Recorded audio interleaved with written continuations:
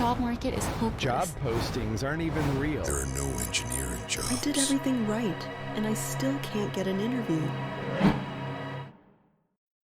You keep hearing the same thing. The job market is bleak. And I understand that. Because from where you're sitting, submitting applications, doing everything you were told to do, and hearing nothing back, it genuinely feels that way.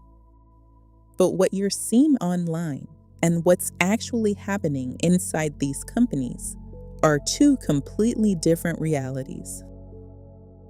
I'm going to show you what's actually going on from inside the industry, and more importantly, how you can improve your strategy. I've spent over 20 years in aerospace. I've hired engineers, led technical teams, and worked on flight hardware. I've held many roles, and most of this advice comes from my years as a hiring manager. I stay anonymous because being this honest about the industry can have consequences.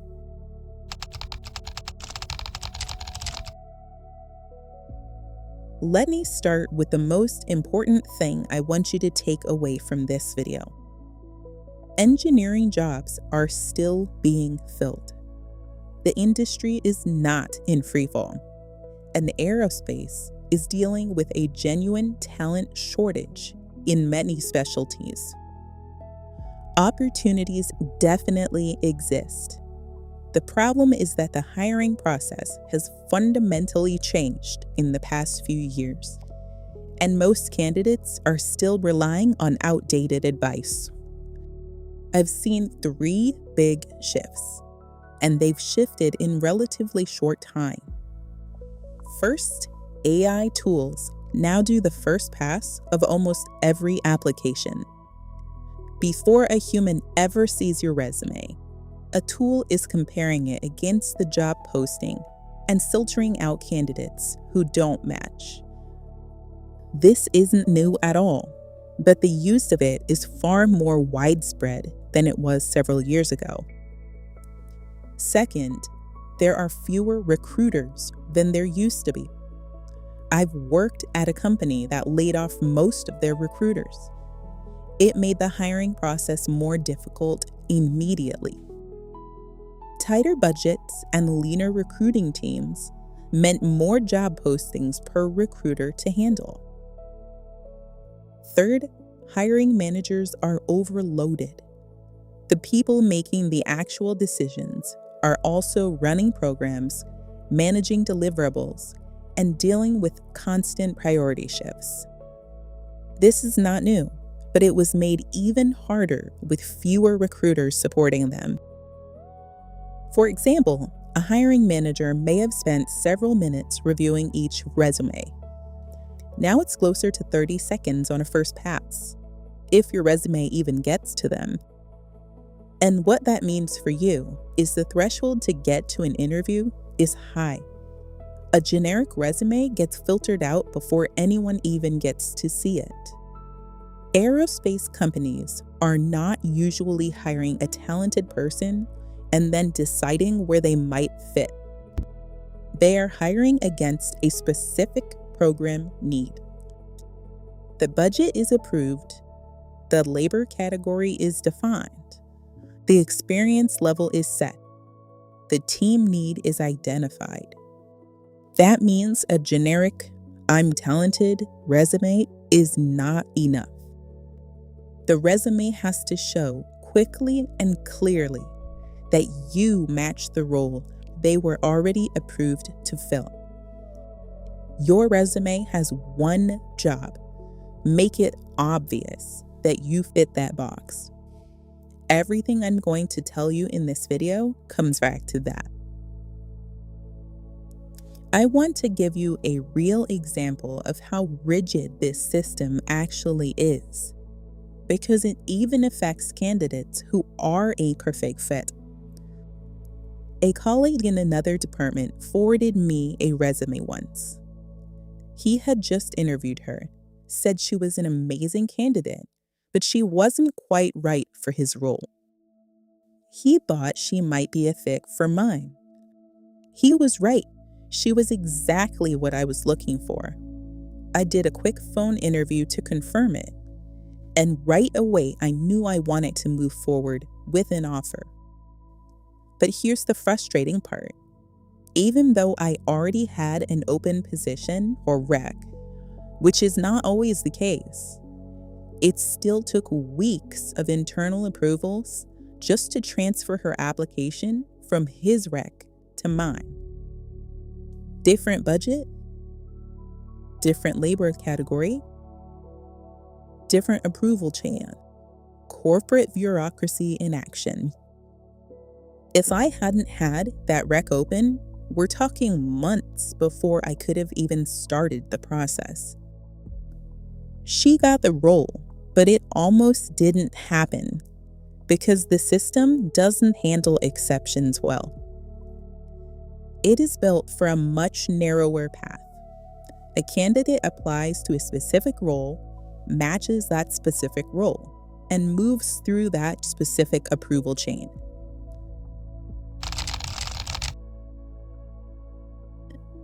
Now, to understand why the process feels the way it does from the outside, you need to understand what's happening on the inside.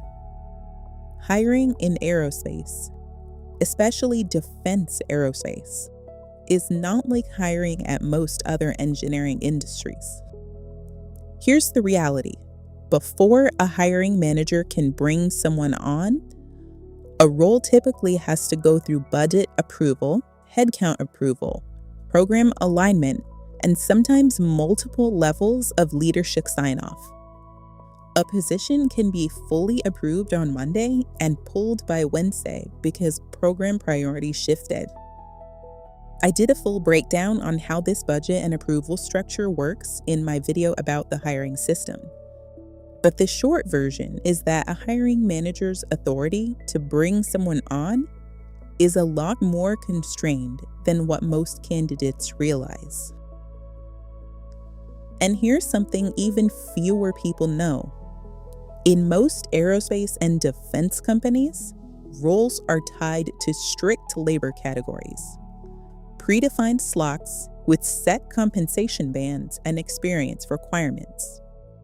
A hiring manager often can't move you into a different category, even if they want to. The funding was approved for a specific box. You either fit that box or you don't. One more dimension of that box that often isn't talked about is United States security clearance eligibility. I'm not going to go into much detail. Most new grads won't have an active clearance. That's fine and expected.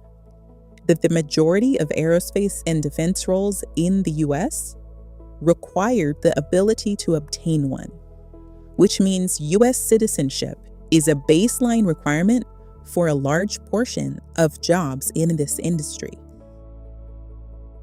There's a phrase inside the industry that actually describes the entire candidate experience better than anything else I've heard. Hurry up and wait. It comes from US military culture, described as being forced to hurry up to complete a task or arrive somewhere by a certain time, only for nothing to happen at that time because other required tasks are still pending. So it is no surprise that it has spread to aerospace culture, as a lot of aerospace work is in the defense sector. Hurry up and wait defines aerospace culture top to bottom, and it describes the hiring process especially.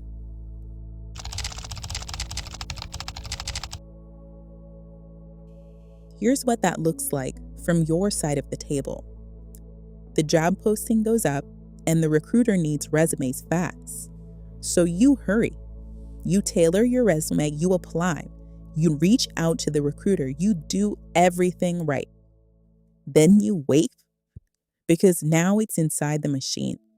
Budget confirmation, headcount approvals, the recruiter working through a stack of applications, the hiring manager juggling 3 other priorities.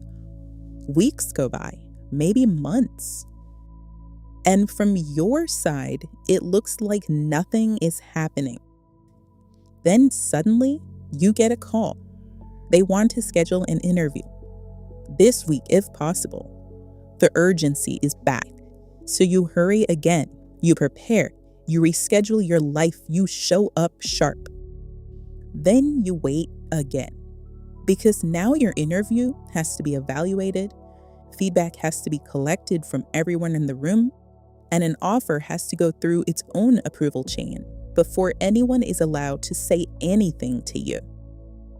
And if that offer approval hits a snag, like a budget revision, a program delay, or a reorg 2 levels up, you might be waiting in silence again, with no idea whether you're about to get an offer or whether the role just quietly disappeared. Honestly, that experience of doing everything right and still sitting in uncertainty is genuinely hard. It's not weakness to find that demoralizing. Most people would.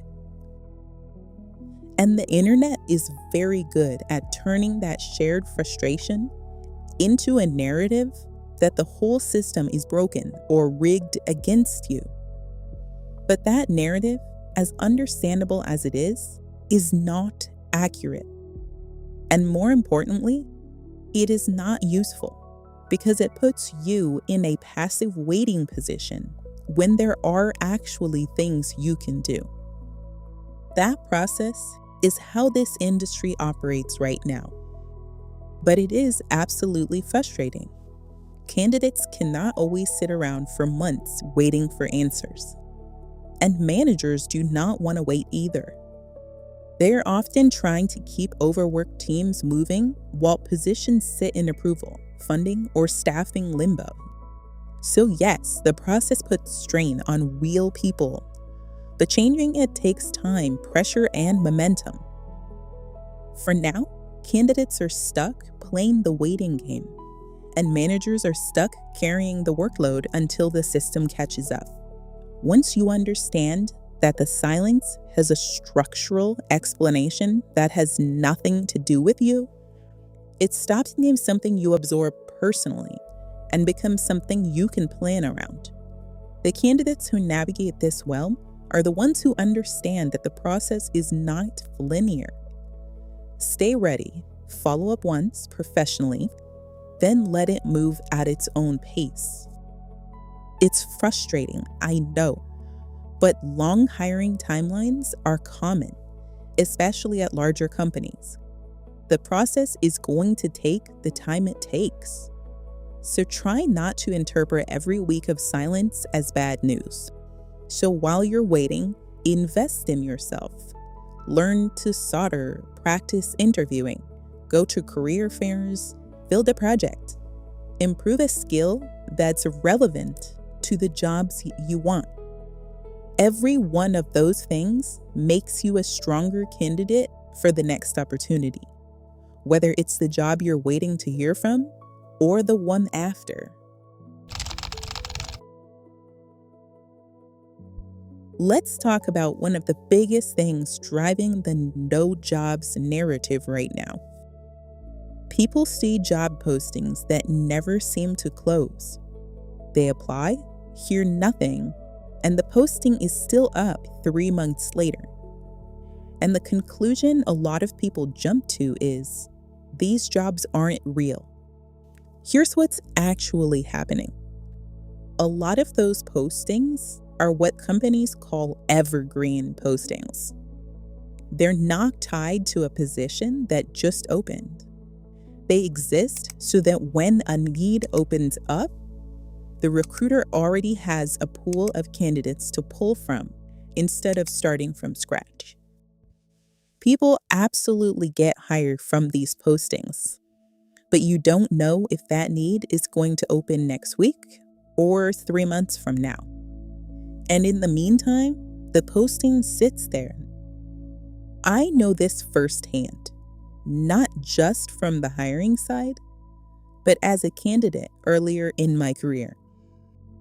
I applied for a position, heard nothing, and eventually forgot I had even applied. 7 or 8 months later, I got a call asking if I was still interested in interviewing.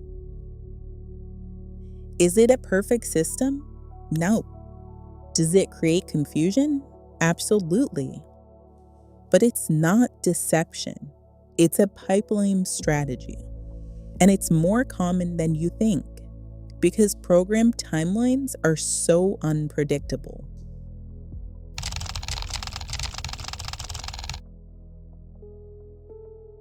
Now let's talk about another thing fueling all of this: the recruiter content you see online.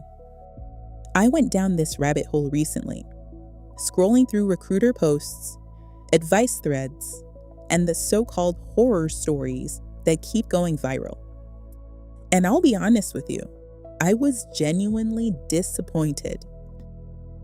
Let's start with fake recruiters, because they exist and you need to know how to spot them. There are a surprising number of fake recruiter accounts on LinkedIn, and they're not there to get you a job.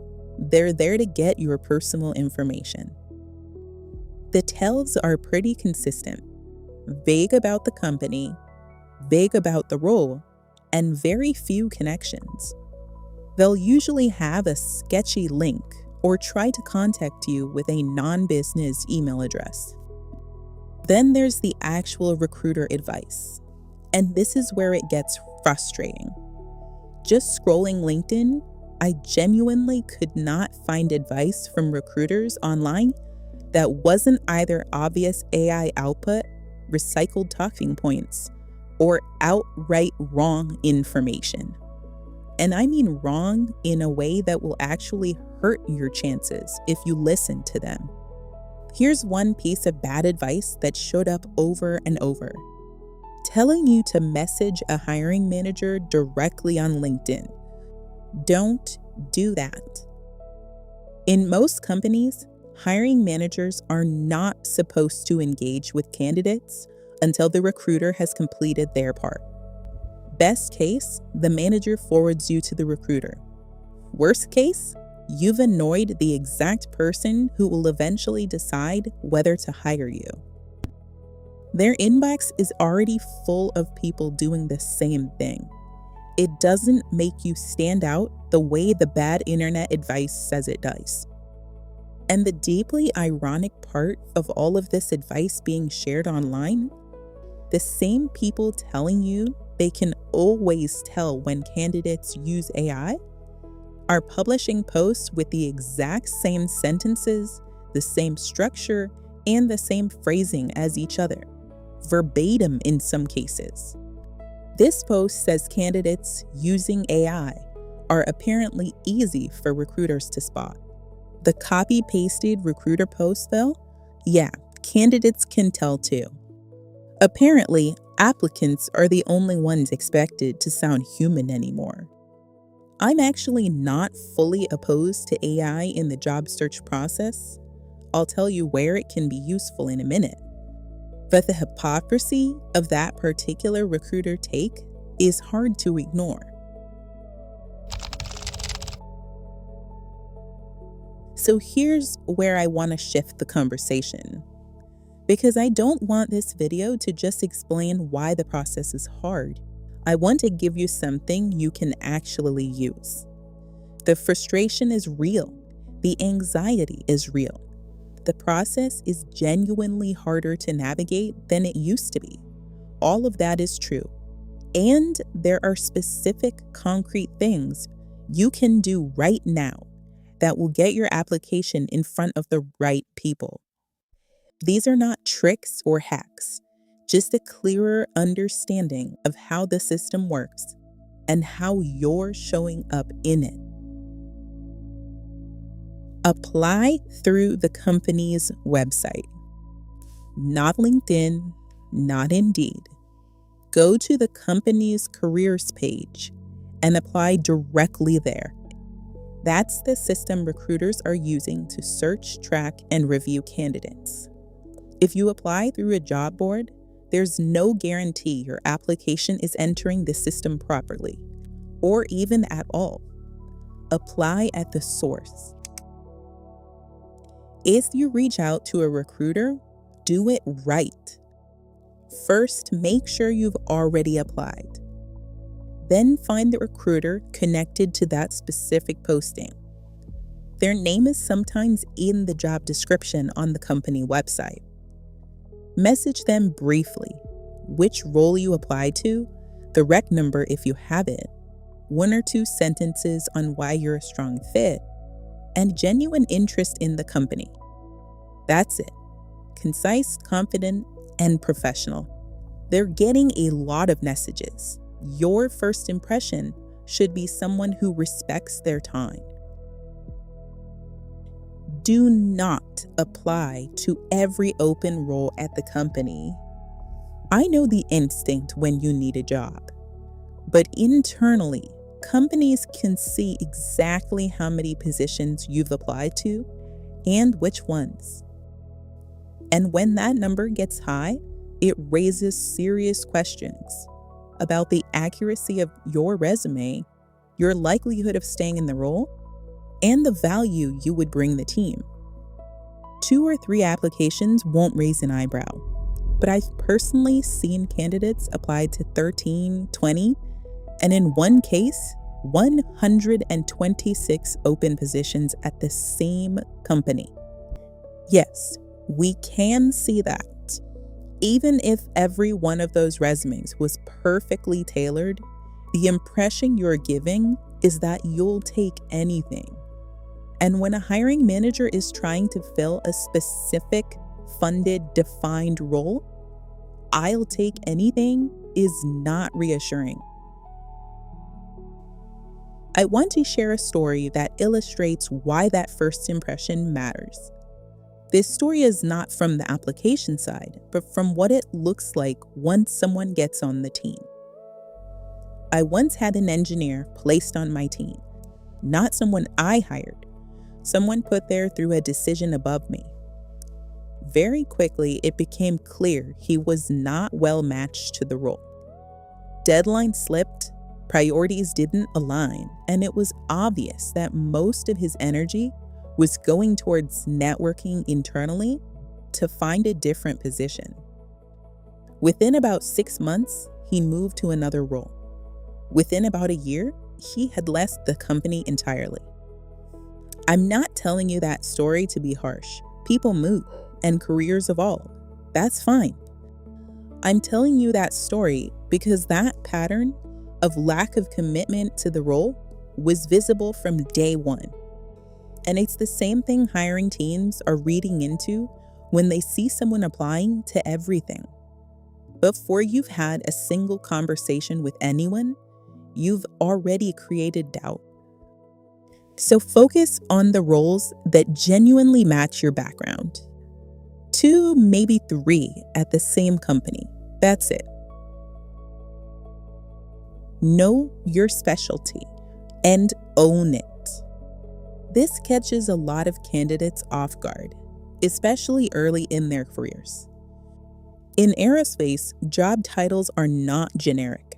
You're not applying to be an aerospace engineer.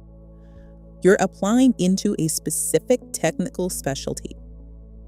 The box has a precise technical identity, and the resume that wins is the one that matches it.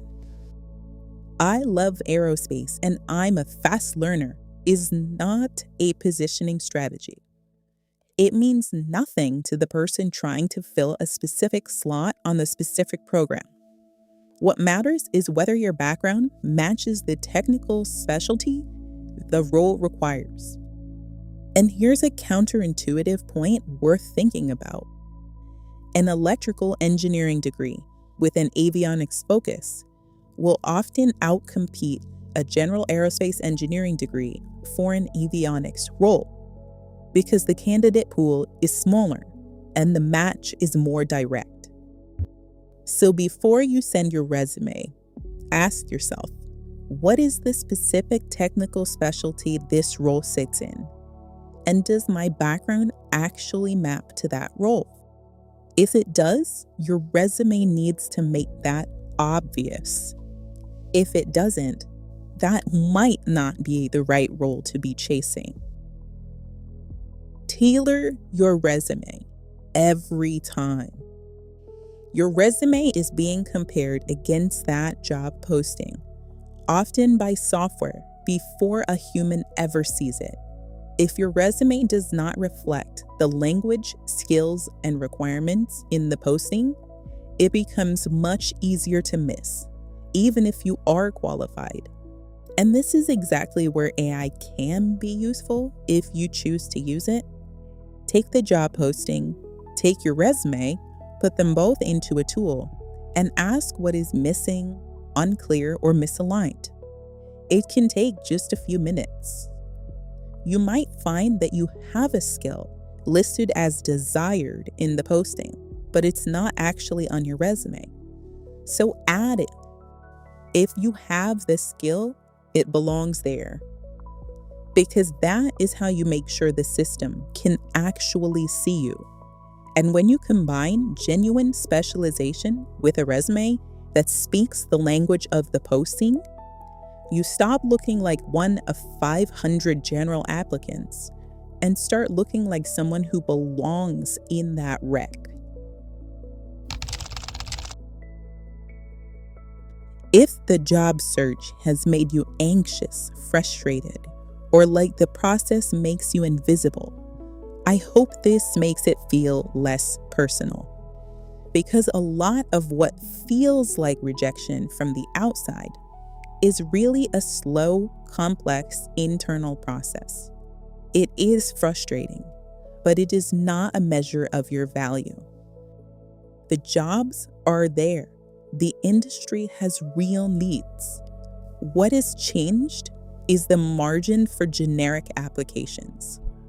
Fewer recruiters, overloaded hiring managers, and software screening mean your resume has to make the match obvious. But that is not a reason to feel hopeless. It is a reason to get strategic.